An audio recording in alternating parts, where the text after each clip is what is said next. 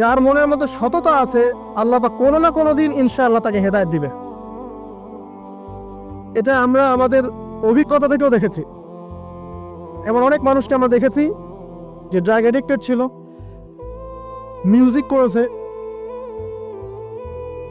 হারাম সম্পর্কের মধ্যে ছিল, নামাজ ঠিক মতো পড়ে নাই, কিন্তু যখনই আল্লাহর কথা আলোচনা হতো দেখতাম সে খুবই শান্তভাবে মন থেকে কথা শুনছে। কথা শুনতে শুনতে শুনতে একদিন মাশাআল্লাহ এখন দেখবেন যে চিল্লা দিয়ে বেড়াচ্ছে বিভিন্ন মসজিদে।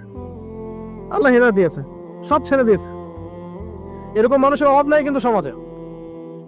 তো এখানে আল্লাহ পাকের রহমত বা দয়ার একটা উজ্জ্বল দৃষ্টান্ত দেখতে পারবেন। ঠিক এরকম আরো একটা ঘটনা আছে বনু ইসরাইলের।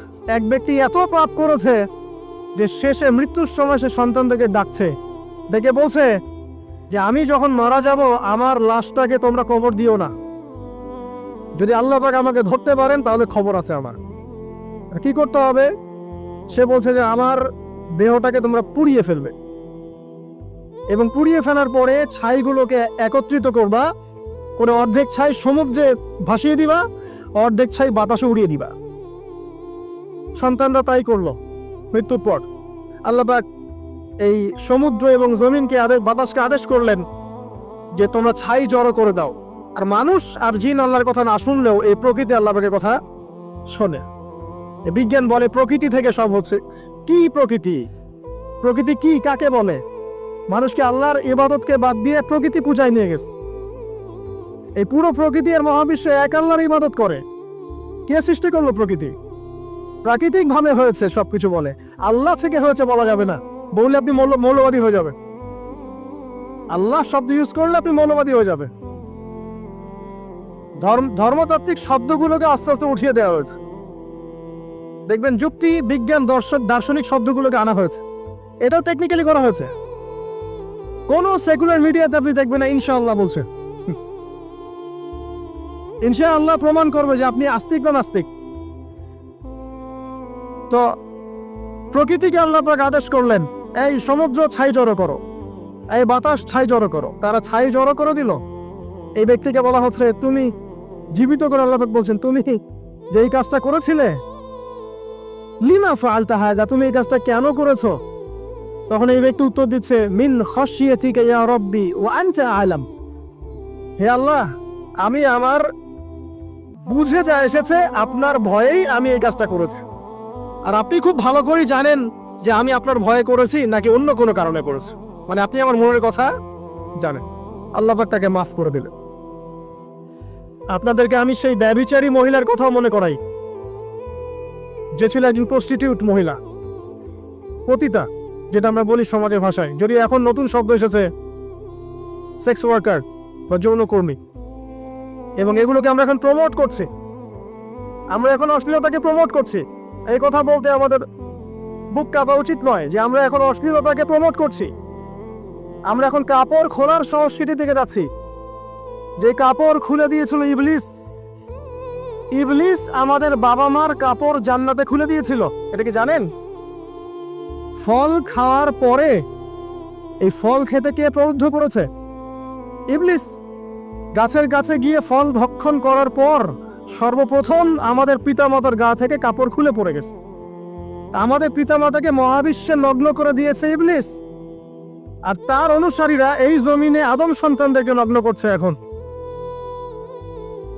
অতএব এই যে একটা ট্রেন্ড এখন চলছে, দেখবেন হারাম রিলেশনশিপকে মিডিয়ার মধ্য দিয়ে প্রমোট করা হচ্ছে, মনে হয় একটা স্বাভাবিক বিষয়। কোনো বিষয় না এটা, যে কেউ জেনাই করতে পারে। জেনা পর্ন খুব নর্মাল। হালাল ভাবে যদি আপনি বিয়ে শাদী করতে চান তখন সমস্যা হচ্ছে। হালাল ভাবে যদি আপনি বিয়ে করতে চান তখন সমস্যা হচ্ছে। হারাম ভাবে আপনি যা ইচ্ছা তাই করতে পারেন, সমাজে কেউ কিছু বলছে না। এখন বলছে এগুলো স্বাধীনতা। সুবহানাল্লাহ, কোন স্বাধীনতা? স্বাধীনতা বলে কোনো শব্দ নয় মহাবিশ্বে। এই পুরো বিশ্বের সমস্ত মানুষ আল্লাহর অধীনে পরাধীন। এই বিশ্বে যত মানুষ বসবাস করছে এখন, এরা কেউই স্বাধীন নয়। না কেউ স্বাধীন ছিল, না আছে, না থাকবে। সবাই আল্লাহ পাকের দাসত্বের অধীনে পরাধীন। স্বাধীন সেই এই পৃথিবীতে যে ব্যক্তি শয়তানের তাবেদারি করে, ও নফসের তাবেদারি করে, ও তো স্বাধীন। যা ইচ্ছা তাই করতে পারে। এই যে অশ্লীলতার প্রমোটিংটা চলছে, এটাকে পারিবারিকভাবে বন্ধ করতে হবে। আল্লাহ পাক আমাদেরকে বোঝার তৌফিক দান করুন। এগুলো যত বাড়বে সমাজে মহামারী আসবে, দেখে নিয়ে মহামারী আসবে, দুর্ভিক্ষ আসবে, সমাজে এমন সব রোগ ব্যাধির জন্ম হবে যেগুলো নামও শোনে নাই মানুষ কখন, এবং সামনে ভূমিধস অপেক্ষা করছে, এগুলো আসবে। যাই হোক, ওই মহিলা, যে ব্যক্তি একজন যৌনকর্মী ছিল, বা যেটা আমরা বলি ব্যভিচারিণী মহিলা ছিল, একটা কুকুরকে দেখেছে সে পানি পান করার জন্য তৃষ্ণার্ত, সে এটাতে মায়া করে দয়া করে তার মোজাটাকে নামিয়ে এই কূপ থেকে পানি উঠিয়ে কুকুরকে পান করিয়েছে। এই একটা কাজের বদৌলতে আল্লাহ রাব্বুল আলামিন এই ব্যভিচারী মহিলাকে মাফ করে জান্নাত দিয়ে দিয়েছে। হাদিস এটাও এসেছে, নবী সাল্লাল্লাহু আলাইহি ওয়াসাল্লাম বলেছেন, ইরহামু মান ফিল আরদ, তোমরা সবাই জমিনবাসীর প্রতি রহম করো। জমিনে মুসলিমই থাকতে হবে, তাদের প্রতি রহম করতে হবে এমন নয়, জমিনবাসী যারাই আছে সবার প্রতি রহম করো, জাতি ধর্ম বর্ণ নির্বিশেষে, এমনকি পশু পাখির প্রতিও দয়া করো। ইরহামু মান ফিল আরদ, জমিনে যারা আছে সবার প্রতি রহম করো। ইয়ারহামুকুম মান ফিস সামা, যিনি আসমানে আছেন তিনি তোমাদের প্রতি রহম করবে ইনশাআল্লাহ। ইসলাম এই কথাগুলো বলেছে 1400 বছর আগে। আজকের এই বিশ্বে, সোকল্ড এই মডার্ন বিশ্বে, যেখানে মানুষের রক্তের কোনো দাম নাই, সেখানে ইসলাম পশু পাখির অধিকার নিয়ে কথা বলেছে 1400 বছর আগে। কাদেরকে কি শিখাতে আসেন? কোরআন এবং সুন্নাহর বাইরে অভ্রান্ত সত্যের কোন উৎস আছে? এখানে যা আছে তাই চূড়ান্ত। মানতে চাইলে মানেন, না মানতে চাইলে জাহান্নামে যান, কেউ তো বাধ্য করছে না। লাকুম দীনুকুম ওয়ালিয়া দিন। আল্লাহ পাকের রহমত দেখেন। আরেকটা ঘটনা আছে এমন, একটা বিড়ালকে বেঁধে রেখেছিল এক মহিলা, খাবার দেয় নাই, কষ্ট দিয়েছে। একটা বিড়ালকে খাবার না দিয়ে কষ্ট দেওয়ার কারণে এই মহিলাকে আল্লাহ পাক জাহান্নামে পাঠিয়েছে। এরকম কত ঘটনা আছে, এই ঘটনাগুলো হাদিসের পাতায় বর্ণিত আছে। কোরআনে কি বলছে দেখুন। কোরআনের আমি কয়েকটা পয়েন্ট আপনাদেরকে খালি বলছি, এটা নিয়ে আমি সকালে ভাবছিলাম। আল্লাহ পাক আদম আলাইহিস সালামকে সৃষ্টি করেছেন, আমরা সবাই জানি। আল্লাহ পাক সূরা সাদের মধ্যে বলছেন ইবলিসকে, হে ইবলিস, তোমাকে কিসে বারণ করলো আদমকে সেজদা করতে, যে আদমকে আমি নিজের হাত দিয়ে সৃষ্টি করেছি। আল্লাহ রাব্বুল আলামিন যে আমাদেরকে এত যত্ন করে ভালোবেসে সৃষ্টি করেছেন, এটা কি আল্লাহ পাকের দয়ার নিদর্শন নয়? মহাবিশ্বের অন্য কোন মাখলুক সৃষ্টির ব্যাপারে আল্লাহ পাক বলেন নাই খলাকতু বিয়াদাই, আমি নিজ হাতে তাকে সৃষ্টি করেছি। শুধু সৃষ্টি নয়, সৃষ্টি করার পর আল্লাহ পাক তাকে সমস্ত নাম শিক্ষা দিয়েছেন। এই যে জ্ঞান শিক্ষা দেওয়া, জ্ঞান, এটা আল্লাহ পাকের সবচেয়ে বড় নিদর্শনগুলোর মধ্যে অন্যতম। এবং আল্লাহ পাকের সবচেয়ে বড় দয়া, আমার মত এটা, মানব জাতির উপরে আল্লাহ পাকের সবচেয়ে বড় দয়াটা হচ্ছে কি জানেন? আল্লাহ পাক আমাদেরকে জ্ঞান শিক্ষা দিয়েছেন, ওহী নাজিল করেছেন। এটা সব কিছুর ঊর্ধ্বে। কারণ আপনি তওবা করবেন, জ্ঞান লাগবে। নামাজ পড়বেন, জ্ঞান লাগবে। রোজা রাখবেন, জ্ঞান লাগবে। যাকাত দিবেন, ইলম লাগবে। আপনি দিনের যে কোনো আমল করেন, ইলম লাগবে। জান্নাত জাহান্নামের পথ খুঁজে পেতে হলে ইলম লাগবে। দেশ চালাবেন, ইলম লাগবে। অর্থনীতি চালাবেন, ইলম লাগবে। ইলম ছাড়া কিছু নাই, ইলমের উপরে কিচ্ছু নাই। এই ইলমটা আল্লাহ পাক কাকে শিক্ষা দিয়েছেন? আদম আলাইহিস সালামকে। আমরা তো শিখেছি সমাজবিজ্ঞান বইগুলোতে যে আমাদের পূর্বপুরুষরা নাকি গুহায় থাকতো, আর গাছের ছাল পাতা খেয়ে থাকতো, তাই না? লতা পাতা খেয়ে থাকতো, গাছের ছাল পাতা খেয়ে পোশাক পরতো আর কি। বোগাস, ডাহা, মিথ্যা কথা। আল্লাহ রাব্বুল আলামিন সূরা বাকারা এবং সূরা আরাফ পড়ে দেখেন, আল্লাহ পাক বলছেন যে আদম আলাইহিস সালামকে আল্লাহ পাক সমস্ত নাম জ্ঞান শিক্ষা দিয়েছেন। মহাবিশ্বের যে প্রয়োজনীয় জ্ঞানগুলো আছে সেগুলো আল্লাহ পাক আদমকে শিখিয়েছেন আলাইহিস সালাম। ওয়াল্লামা আদামাল আসমাআ কুল্লাহা, আল্লাহ পাক আদমকে সমস্ত নাম শিক্ষা দিয়েছেন। আমাদের পিতা মাতারা মূর্খ ছিলেন না, তারা সৃষ্টি থেকেই জ্ঞানী ছিলেন। আদম আলাইহিস সালামের পারমাণবিক বোম বানানোর কোনো প্রয়োজন ছিল না, ছিল? বানান নাই। আপনার মধ্যে এই জ্ঞানটা আসছে কিভাবে? বাই ডিএনএ আপনি জ্ঞান পাচ্ছেন, কারণ আমরা আদম সন্তান। অনেক জ্ঞান আমাদের ভিতরেই আছে, এগুলো চর্চার মধ্য দিয়ে, গবেষণার মধ্য দিয়ে প্রস্ফুটিত হয় মাত্র। জ্ঞান ভিতরে আছে আমাদের। আমাদের পিতাকে জ্ঞানী করে বানানো হয়েছে। এই জ্ঞান শিক্ষা দেওয়াটা হচ্ছে আল্লাহ পাকের সবচেয়ে বড় দয়াগুলোর মধ্যে একটা। রহম করেছে। শুধু তাই নয়, আদম আলাইহিস সালামকে এমন জ্ঞান শিক্ষা দিয়েছেন যে জ্ঞান ফেরেশতারা পর্যন্ত জানতো না। এটা কি দয়া নয়? এটা কি আদম সন্তানের প্রতি ভালোবাসা নয়? তারপরে সেজদা করিয়েছেন। মহাবিশ্বে অন্য কাউকে কি সেজদা করানো হয়েছে? কোরআনে কি এমন কোনো দলিল আছে যে আদম আলাইহিস সালাম ছাড়া অন্য কাউকে সব ফেরেশতারা সেজদা করেছেন? আছে? তাহলে এই যে সম্মান দেয় আল্লাহর পক্ষ থেকে, সম্মান কিসের ভিত্তিতে সম্মান? শারীরিক ক্ষমতার ভিত্তিতে? সম্মানটা কি কারণে?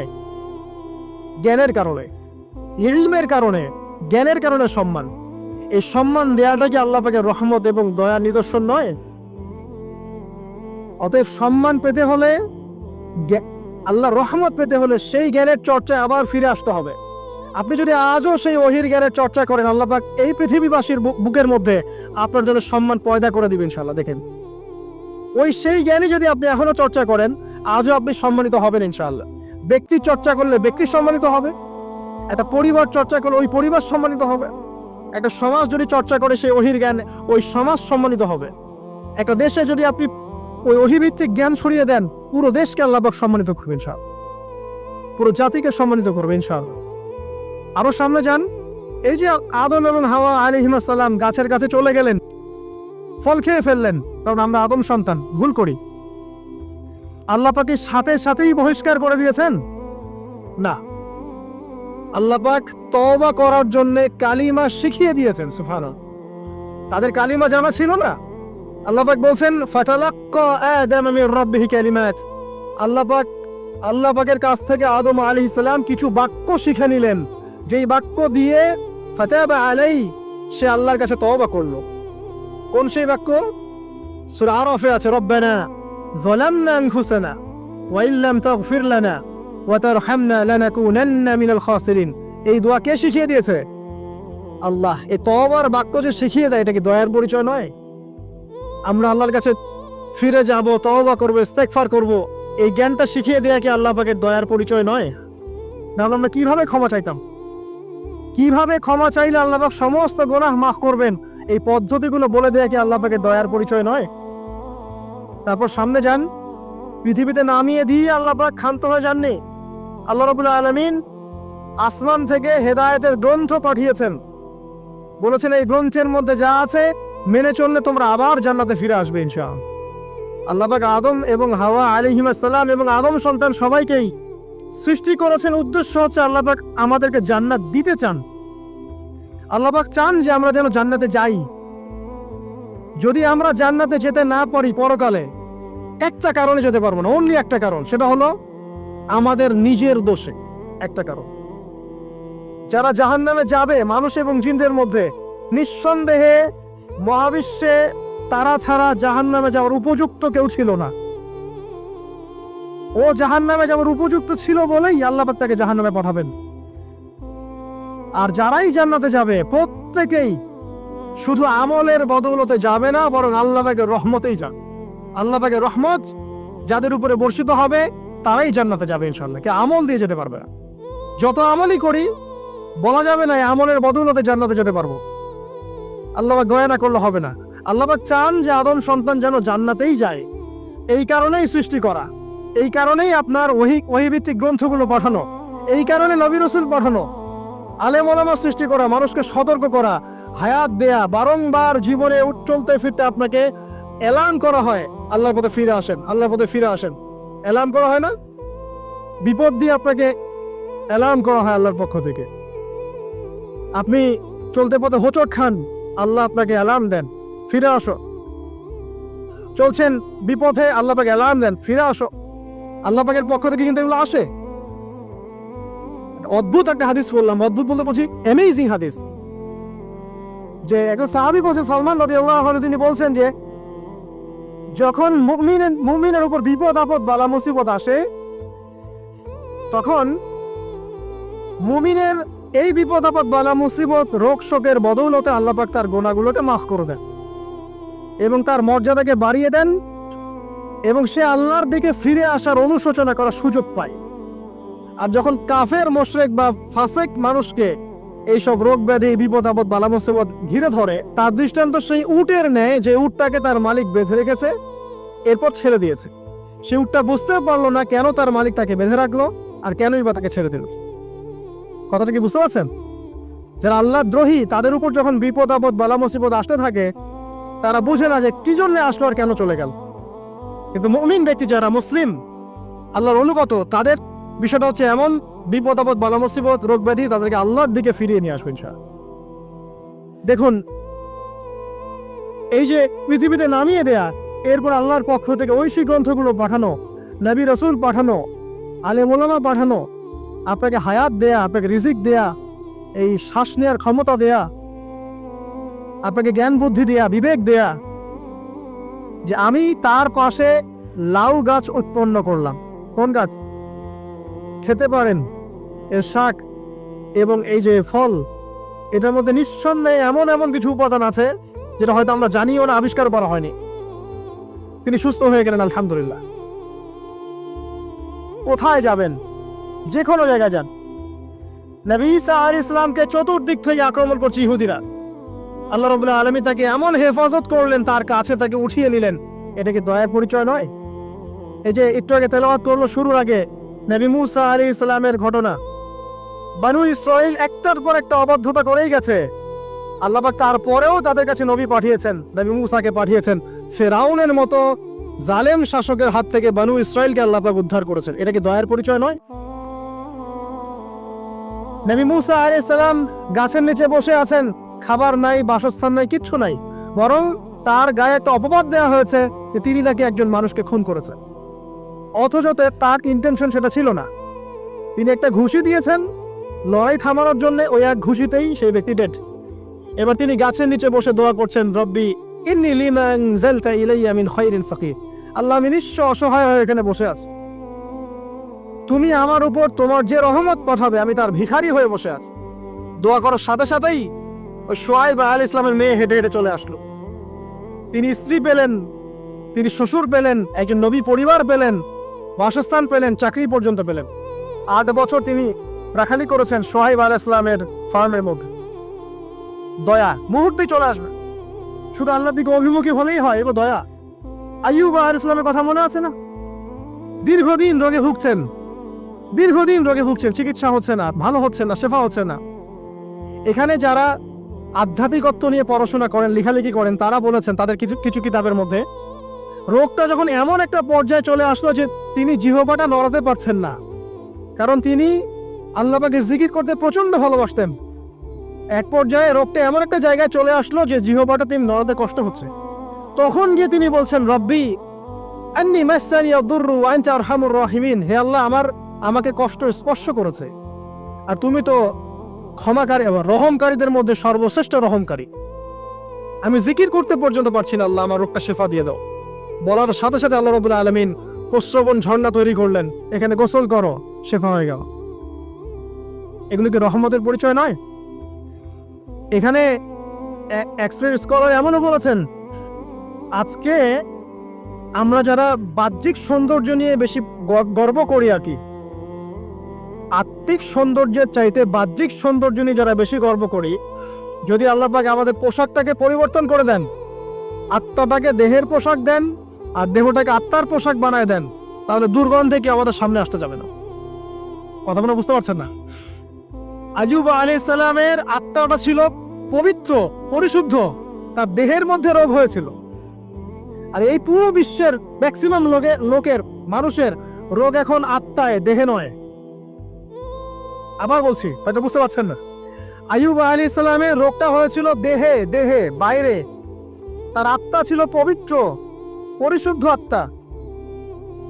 দেহের রোগের একটা পর্যায়ে যখন জিহ্বাটায় ইফেক্ট হলো, তখন জিকির করতে তার কষ্ট হচ্ছে, তখন তিনি দোয়া করছেন, আল্লাহ আমার এই রোগটাকে শেফা দিয়ে দাও। আর এখনকার পুরো জেনারেশন, এই সভ্যতার রোগ হচ্ছে ভিতরে, আত্মায়। দেহের রোগের চাইতে তার আত্মার রোগটা বেশি। এখন এই আত্মাটাকে যদি দেহ বানিয়ে দেওয়া হয় আর দেহটাকে আত্মার পোশাক পরিয়ে দেওয়া হয়, দুর্গন্ধে কেউ সামনে আসতে চাবে না এখন। তাই আইয়ুব আলাইহিস সালামের সেই দোয়া এখন আমাদের বেশি করা উচিত। রব্বি আন্নী মাসসানি আদ-দুররু ওয়া আনতা আরহামুর রাহিমিন। আল্লাহ, আমাদের আত্মায় রোগ এসেছে, এটাকে তুমি শেফা দাও। দেহের রোগ লেস ইম্পর্টেন্ট, আত্মার রোগটা বেশি ইম্পর্টেন্ট। এরকম নিদর্শন কোরআনের পাতায় পাতায় ছড়িয়ে আছে। আসহাবুল কাহফ, পুরো সমাজ ওদেরকে মেনে নিচ্ছে না, গুহায় চলে গেলেন, ঘুম পাড়িয়ে দিলেন আল্লাহ পাক। 309 বছর, কত বছর? 309 বছর একটা দোয়ার বদৌলতে। তারা বলেছিল রব্বানা আতিনা মিন লাদুনকা রাহমা ওয়া হাইয়্ লানা মিন আমরিনা রাশাদা।